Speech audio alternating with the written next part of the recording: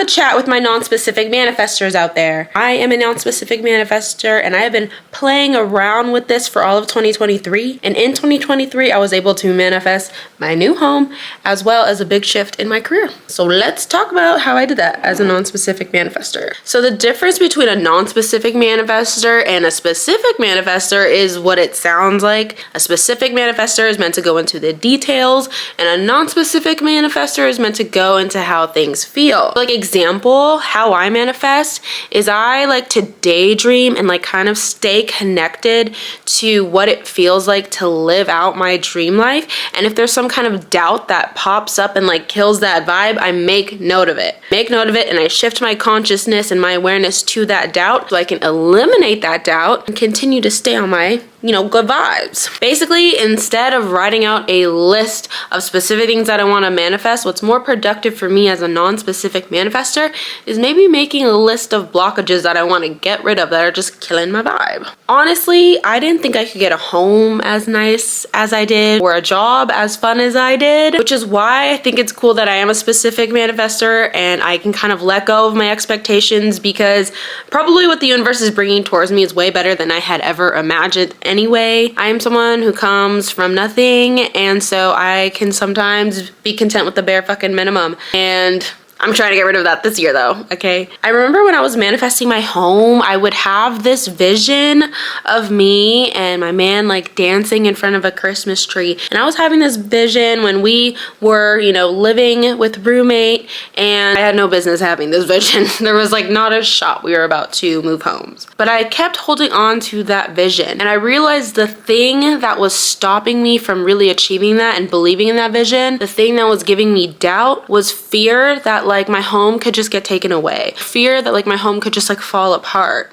And so I really had to focus on removing that fear and like healing that up and understanding why I have that and like reprogramming my brain. I felt like that blockage was really making me misaligned energetically with what it is that I wanted to manifest, which is why it was so important to remove that blockage. And there was this TikTok I saw about this neighborhood that looked really cool to live at. So I told my partner that we should go check it out. And we did. We looked at 3 houses. The third one we fell in love with. We applied for it that day, and we were moving in like 2 weeks later. My strategy is to respond. So I literally responded to a TikTok and it led me to the right place. We moved in October, and in December, my vision literally came true. We were dancing in front of a Christmas tree in our own home. I could feel the cozy vibes. I could feel the happy vibes. I could feel the grateful and blessed vibes that I would daydream about. Like that daydream was now real. And that came specifically through removing the blockage and just staying tapped into the feeling of living that life, the feeling of having that manifestation. So for 2024, there are 2 specific blockages that I'm personally working on, but I'm working on that and I am going to overcome that this year. I know it. And I have this intuition and this feeling that when I do overcome those blockages, it's going to be so much easier for me to organically attract and manifest the things that I want to. Manifesting is simple, but not easy. And I am not the kind of mystic that wants to put this belief out there that you can change and transform and flip the script on your entire reality just by following one simple manifestation tip. I don't believe that's how manifestation works.